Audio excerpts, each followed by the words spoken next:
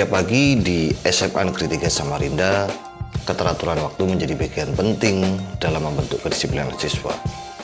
Disiplin waktu bukan sekedar aturan, tetapi nilai penting yang membentuk karakter seorang pelajar.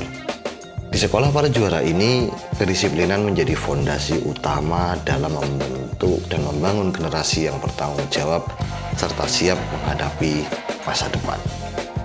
Namun tak jarang tantangan muncul ketika beberapa siswa terlambat untuk memulai hari.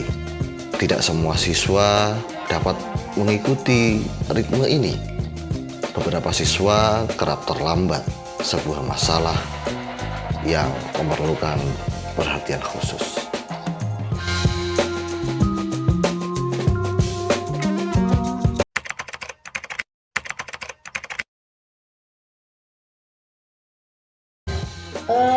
Kalau belum terjadi berarti kan preventif ya.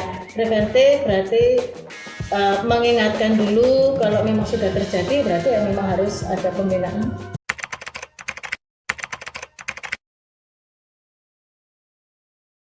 Karena sekarang kondisinya kan memang kita di lingkungan kita kebetulan 4 sekolah jadi satu, dan itu ada juga TK-nya jadi 5 sekolah. Nah, di sebelah kita ada TK itu yang membuat antara lain alasan anak-anak itu macet, terus nanti ada yang kesiangan, itu banyak macet. Kadang alasannya dengan seputar motornya mogok, habis bensin, itu seperti itu anak-anak.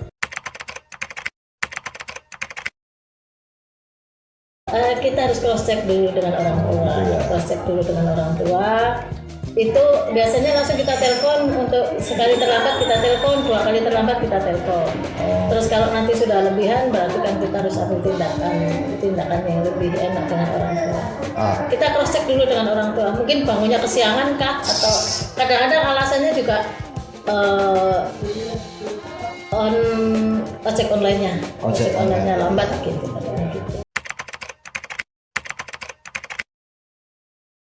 Ada dokumentasinya, ada nyatetinnya, karena itu catatan itu nanti sebagai bukti ke orang tua.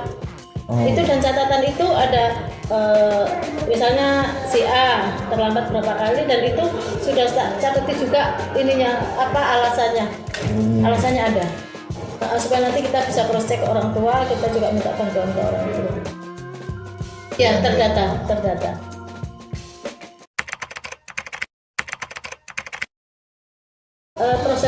Proses siswa terlambat sampai masuk kelas itu pertama kan ini ada piket di gerbang, terus nanti ke BK di piket di pintu gerbang itu juga dicatat, terus nanti ke BK ini memberikan surat rekomendasi masuk kelas, dan sudah kita tanya juga anak apa sebabnya terlambat. Itu kalau sudah terlambat alasannya kita berikan ini rekomendasi untuk masuk kelas. Kalau dari tatib nggak kurang BK dia nggak bisa masuk kelas, karena kita yang rekomendasikan untuk bisa masuk kelas.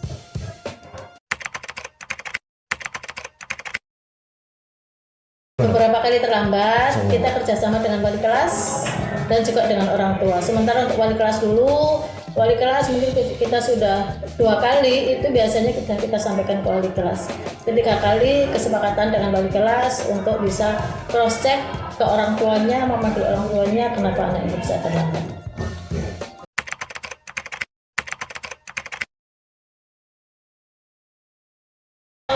Sanksi enggak. Sanksi yang mempunyai hak untuk memberikan sanksi adalah tatib. Jadi kalau BK memberi teguran, kita juga mencari latar belakang kenapa dia bisa terlambat. Karena pasti mereka punya alasan. Apakah dia membantu orang tua, apakah dia memang bangunnya siang, apakah dia memang kebanyakan nge-game malam gitu. Jadi tetap kita diteguran dan membersamai mereka untuk mencari jalan keluar. Kalau sanksi itu tugasnya dari tatip, murni tatip ya. Jadi karena ini merupakan proses pembinaan anak-anak dan kita mencari kebenaran dan kita cross check apakah ini hanya alasan apa, kita panggil orang tua, kesepakatan dengan wali kelas, kita menggunakan surat resmi yang ditandatangani kepala sekolah itu untuk anak ini, supaya anak tahu, paham bahwa dari pihak kepala sekolah pun tahu kalau anak yang bersangkutan itu pernah terlambat sekian kali. Jadi 3 kali kita panggil orang tua. Iya, keterlibatan dari pimpinan sekolah dan orang tua juga harus paham kalau sampai anak terlambat berarti kenapa, dan itu akan dia akan kehilangan saat-saat pertama literasi, yang kedua mungkin di jam pertama itu bisa. Jadi orang tua harus paham dan mudah-mudahan tidak terulang kembali terlambatnya.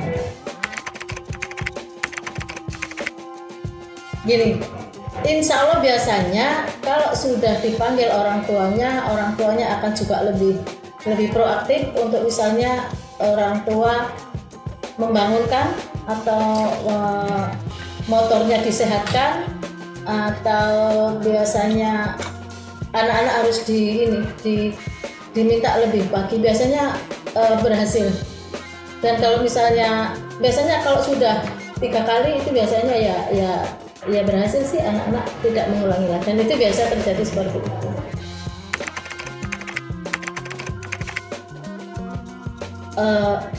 Dimanapun pasti punya aturan, termasuk di sekolah. Kalau di rumah ada aturan orang tua seperti ini, kalau di sekolah punya aturan, dan aturan itu pun kita 15 menit sebelum belajar kita harus ikut literasi, dan kalau terlambat ada pembinaan. Itu salah satu cara kita untuk belajar, anak-anak bisa belajar untuk mentaati peraturan, minimal di satu peraturan yang terlambat. Nah, untuk aturan-aturan berikutnya dia insya Allah dia akan bisa mengikuti. Ini aturan sekolah yang harus ditaati, misalnya tidak boleh terlambat, kaos kaki harus hitam, kaos kaki harus putih, dan itu aturan-aturan yang sederhana dan itu harus bisa ditaati. Nanti kalau anak itu hidup di masyarakat itu akan punya aturan sendiri di masyarakat itu. Jadi anak sudah terbiasa dengan mengikuti aturan. Dan sanksi itu bekerja sama dengan tatip harus memberikan sanksi. Itu antara lain itu yang paling sederhana banget seperti itu. Dari yang kecil sekali, kecil banget. Untuk semua serba tepat waktu, supaya belajarnya tidak ketinggalan, supaya tanggung jawabnya muncul di situ. Dengan pendekatan yang bijaksana dan penuh pengertian, keberadaan guru bimbingan konseling memegang peran penting dalam membantu beberapa siswa mengatasi kebiasaan terlambatnya. Guru bimbingan dan konseling atau guru BK tidak hanya memberikan teguran kepada siswa yang datang terlambat, tetapi juga mendalami penyebab dibalik keterlambatan tersebut. Beliau-beliau ini kemudian berusaha memahami tantangan yang dihadapi siswa, baik dari segi pribadi, keluarga, ataupun lingkungan yang sedang mereka jalani. Tentunya setiap siswa diperlakukan secara individual. Sekali waktu akan diperlakukan secara kelompok dengan pendekatan yang dirancang khusus untuk membantu para siswa ini memperbaiki dirinya. Guru BK memberikan dukungan yang bersifat solutif, seperti bimbingan manajemen waktu, perencanaan aktivitas harian, serta motivasi agar siswa lebih bertanggung jawab terhadap kewajiban mereka. Nah, di sini peran guru BK tidak hanya menjadi penegak disiplin, tetapi juga menjadi mitra bagi siswa dalam mengembangkan kedisiplinan dan membentuk kebiasaan positif yang tentunya akan bermanfaat bagi masa depan mereka. Disiplin bukan hanya aturan, tetapi sebuah kebiasaan. Di SMA Negeri 3 Samarinda, kami dan seluruh warga sekolah berkomitmen membantu para siswa mencapai potensi terbaiknya. Untuk menjadi generasi yang hebat, salah satunya dimulai dari hal yang kecil. Berangkatlah sekolah dengan tidak terlambat. Bapak dari mana? Udah bel dari tadi. Masuk sudah. Sorry. Dari tadi lah, Bel.